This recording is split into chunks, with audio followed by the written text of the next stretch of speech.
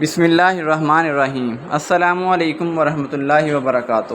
قبر سے سیدھا جہنم میں جانے والی عورتوں کے 3 گناہ۔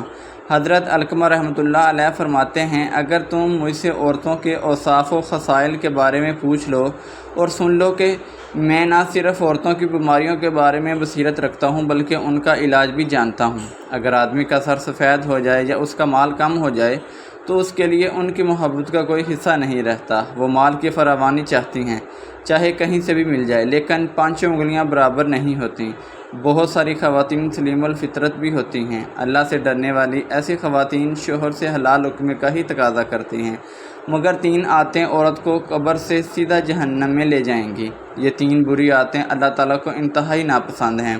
یہ 3 عادتیں اپنانے والی عورت جس گھر میں بھی چلی گئی، اس گھر میں رحمت کے فرشتے نہیں آتے۔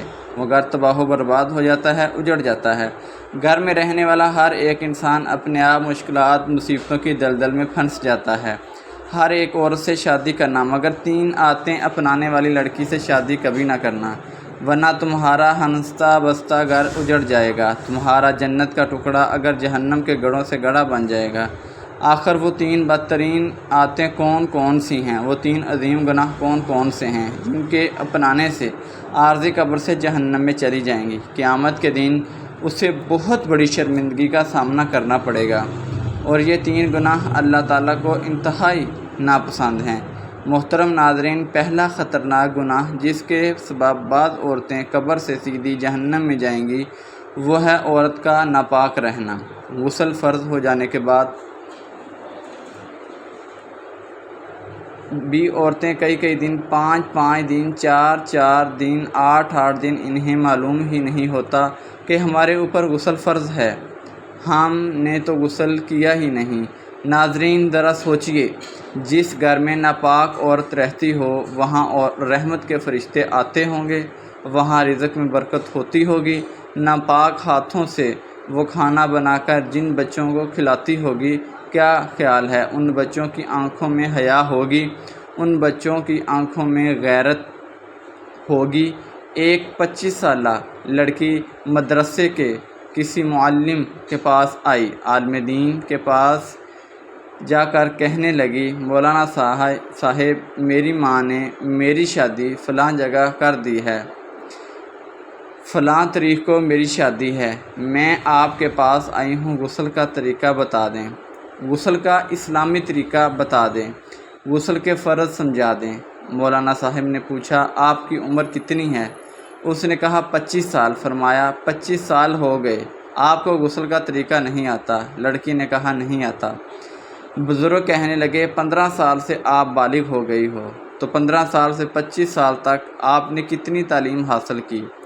اس نے کہا ایم اے انگلش کر لیا ہے۔ مولانا کہنے لگے، تو نے ایم اے انگلش تو کر لیا، 10 سال تو نے ناپاکی میں گزار دیے، غسل کے فرض نہیں جان سکی۔ مجھے بتاؤ، جس لڑکی نے پورے 10 سال اس طرح ناپاکی میں گزار دیے، حالانکہ ہر ماہ میں ایام کے بعد غسل فرض ہو جاتا ہے، ہر لڑکی کو ہر سال میں غسل کرنا ہوتا ہے، ہر لڑکی کو ہر حال میں غسل کرنا ہوتا ہے اور صحیح طریقے سے غسل کرنا ہوتا ہے۔ مولانا صاحب نے کہا، اس کا مطلب 10 سال گزر گئے، آپ نے غسل نہیں کیا، 10 سال سے آپ نے ناپاکی میں گزار دیے۔ آپ نے ABC تو پڑھ لی، ایم اے انگلش تو کر لیا، کاش کہ تو غسل کے فرض بھی جان لیتی۔ اور جو عورت غسل کرنا نہیں جانتی، اسے کلمے آتے ہوں گے؟ جس عورت کو 6 کلمے نہیں آتے، کیا وہ نماز پڑھتی ہوگی؟ اس کو نماز کا طریقہ آتا ہوگا؟ کیا اس عورت کو اللہ تعالیٰ کی پہچان ہوگی؟ جو عورت نماز نہیں پڑھتی، قرآن نہیں پڑھتی، اس کو اللہ کی پہچان کیسے ہو سکتی ہے؟ ہرگز اسے اللہ کی پہچان نہیں ہوگی۔ فرمایا سب کچھ کرنا، ناپاکی سے بچنا۔ مولانا نے فرمایا جلدی سے توبہ کرو اور غسل کا طریقہ جان لو، نماز کا طریقہ سیکھ لو۔ یہ زندگی کے لمحات تیرے لیے غنیمت ہیں، ان ہی لمحوں میں خدا کی یاد اور محبت اپنے دل میں جما لیں، معلوم نہیں پھر فرصت ملے یا نہ ملے۔ ناپاکی اللہ تعالیٰ کو بہت زیادہ ناپسند ہے۔ فرمایا ناپاک رہنے والی لڑکی سے بھول کر بھی شادی نہ کرنا، ورنہ یاد رکھنا برکت سے ہاتھ دھو بیٹھو گے۔ محترم ناظرین، دوسرا خطرناک گناہ جس کے سبب بعض عورتیں قبر سے سیدھی جہنم میں جائیں گی، وہ ہے غیبت کرنا۔ جہاں دو چار عورتیں اکٹھی ہو کر بیٹھ جاتی ہیں وہاں غیبت شروع ہو جاتی ہے۔ کسی نہ کسی عورت کی غیبت ہو رہی ہوتی ہے۔ بیوی اپنے شوہر کی غیبت کر رہی ہوتی ہے، ساس اپنے سسر کی غیبت کر رہی ہوتی ہے، شوہر اور عزیز و اقارب کے رشتہ داروں کی غیبت کر رہے ہوتے ہیں۔ کسی بادشاہ نے اعلان کیا، آج کے مجلس میں جو بھی سب سے بڑا جھوٹ بولے گا اسے منہ مانگا انعام دیا جائے گا۔ لوگوں نے بڑھ چڑھ کر جھوٹ بولے۔ اتنے میں ایک شخص آیا، اس نے کہا، بادشاہ سلامت، آج میں نے دیکھا کہ 100 عورتیں اکٹھی بیٹھی تھیں اور خاموش بیٹھی تھیں۔ بادشاہ نے کہا، اسے منہ مانگا انعام دیا جائے۔ سب سے بڑا جھوٹ تو یہ ہے کہ 100 عورت بیٹھی ہو اور خاموش بیٹھی ہو، یہ کیسے ہو سکتا ہے؟ یہ سب سے بڑا جھوٹ ہے کہ جہاں 100 عورت بیٹھی ہو وہاں غیبت نہ ہو رہی ہو، وہاں چغلی نہ ہو رہی ہو، غیبت کے ذریعے ایک دوسری عورتوں کو لڑایا نہ جا رہا ہو، یہ کیسے ہو سکتا ہے؟ فرمایا، غیبت سے بچنا۔ غیبت نیکیوں کو اس طرح کھاتی ہے جس طرح آگ لکڑیوں کو کھاتی ہے۔ حضرت ابو ہریرہ رضی اللہ تعالیٰ عنہ سے روایت ہے کہ رسول اللہ صلی اللہ علیہ وآلہ وسلم نے ارشاد فرمایا، تم جانتے ہو کہ غیبت کیا ہے؟ صحابہ کرام رضوان اللہ مجمعین علیہم مجمعین نے عرض کیا، اللہ اور اس کے رسول زیادہ بہتر جانتے ہیں۔ آپ صلی اللہ علیہ وآلہ وسلم نے فرمایا، اپنے مسلمان بھائی کا ذکر اس طرح کرنا کہ اسے ناگوار گزرے۔ لوگوں نے کہا، اگر وہ برائی اس میں موجود ہو تو؟ آپ صلی اللہ علیہ وآلہ وسلم نے فرمایا، اگر اس کے اندر وہ برائی موجود ہو تو تم نے اس کی غیبت کی، اگر وہ برائی اس کے اندر موجود نہیں تو تم نے اس پر بہتان ڈالا۔ محترم ناظرین، تیسرا خطرناک گناہ جس کے سبب بعض عورتیں قبر سے سیدھی جہنم میں جائیں گی، وہ ہے خدا کو خامند سمجھنا۔ استغفر اللہ، استغفر اللہ، استغفر اللہ۔ آپ سوچ رہے ہوں گے کہ میں نے یہ کیا کہہ دیا؟ بھلا کوئی عورت خدا کو خامند بھی سمجھتی ہے؟ ایک دفعہ ایک عورت کسی عالم دین کے پاس آئی، کہنے لگی، حضرت پتہ نہیں اللہ کو کیا ہو گیا ہے، اللہ نے میرے ساتھ کون سی دشمنی مول لے لی ہے؟ کیا اللہ نے مجھے پیدا نہیں کیا؟ فلاں عورت کو 4 بچے دے دیے، 4 بیٹے دے دیے، اللہ نے مجھے ایک بھی بیٹا نہیں دیا۔ فلاں عورت کو مال دے دیا، دولت دے دی، مجھے کچھ دے دی، سب کچھ دے دیا، مجھے کچھ بھی نہیں دیا۔ میں نے اللہ کا کیا بگاڑا ہے؟ اللہ نے مجھے کسی بھی نعمت سے مالا مال نہیں کیا۔ کب سے دعائیں مانگنے لگی ہوں، اللہ تعالیٰ میری دعا نہیں سنتا۔ آج کے بعد میں اللہ تعالیٰ سے کبھی بھی دعا نہیں مانگوں گی۔ اس طرح اس عورت نے اللہ تعالیٰ کا نام بڑی ہی بے ادبی سے لیا۔ یہ سن کر عالم دین فرمانے لگے، اے عورت، اس طرح کا لہجہ، اس طرح کی باتیں خدا کے بارے میں نہ کیا کرو۔ اس طرح کا لہجہ اللہ کے سامنے اچھا نہیں لگتا۔ خدا کا نام بے ادبی سے نہ لیا کرو۔ خدا کو خدا سمجھو، خدا کو خامند مت سمجھو۔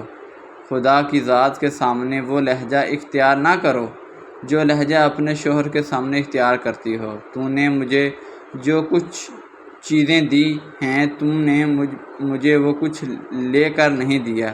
فلاں شوہر نے اپنی بیوی کو سب کچھ لے کے دیا، تو نے میری یہ خواہش پوری نہیں کی، تو نے میری وہ خواہش پوری نہیں کی، میں تو اسے ہرگز کچھ نہیں مانگوں گی۔ اس طرح کے بے ادب جملے، اس طرح کا بے ادب لہجہ شوہر کے سامنے تو اختیار کیا جاتا ہے، خدا کے سامنے اختیار نہیں کیا جاتا، خدا کے سامنے بولا نہیں جاتا۔ فرمایا، ان 3 گناہوں سے باز آ جاؤ، ان میں بری عادات سے باز آ جاؤ، ورنہ یاد رکھنا یہ وہ 3 خطرناک بری عادتیں ہیں جو تمہیں قبر سے سیدھا جہنم میں لے کے جائیں گی۔ گناہ سے بچنے کے لیے محترم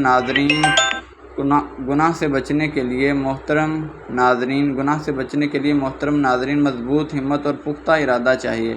اس کا طریقہ یہ ہے کہ آپ نیک ماحول اور نیک صحبت اختیار کریں۔ اگر ان گناہوں سے بچنا مشکل ہو رہا ہو تو ذرا سوچا کریں، اگر یہ گناہ کرتے وقت مجھے میرے والدین یا کوئی بھی رشتہ دار جس سے میرا تعلق ہے، جس انسان سے میں اپنا گناہ چھپانا چاہتا ہوں، مثلا استاد یا شاگرد وغیرہ دیکھ لیں، کیونکہ میں ان کے سامنے رہ کر شرمندہ ہوں گا، تو اللہ تعالیٰ جو ہر وقت مجھے دیکھ رہا ہے، جو میرے خالق ہیں اور حقیقی محسن ہیں اور حساب و کتاب پر مکمل ہم پر قادر ہیں، ان کے سامنے میں کس منہ سے حاضر ہوں گا؟ یہ سوچیں کہ قیامت کے دن اگر والدین، بیوی، بچوں، بہن بھائیوں، استاد شاگرد، دوستوں اور تمام مخلوق کے سامنے بتا دیا جائے کہ فلاں بن فلاں نے فلاں وقت یہ گناہ کیا تھا، تو اس وقت انسان شرم سے پانی پانی ہو جائے۔ قیامت کا وہ منظر سوچیں تو امید ہے کہ گناہوں کا ترک کرنا آسان ہو جائے گا، اور ان سب باتوں کی عادت پیدا کرنے کے لیے اللہ کے نیک بندوں کی صحبت انتہائی ضروری ہوتی ہے۔ اللہ پاک سے دعا ہے کہ ہمارے نامہ اعمال جو ہمارے برے کرتوتوں سے بھرے پڑے ہیں، اپنی رحمت سے ان تمام گناہوں کو مٹا دے، معاف فرما دے۔ نہ اس کے اسباب میں کوئی کمی ہے اور نہ اس کے خزانوں میں کوئی کمی ہے، اور نہ کوئی اس سے پوچھ گچھ کرنے والا ہے۔ یا اللہ، آپ کو اپنے رحیم ہونے کا واسطہ ہم سب کو تمام عالم اسلام کو بخش دے، معاف فرما دے۔ آمین آمین آمین یا رب العالمین۔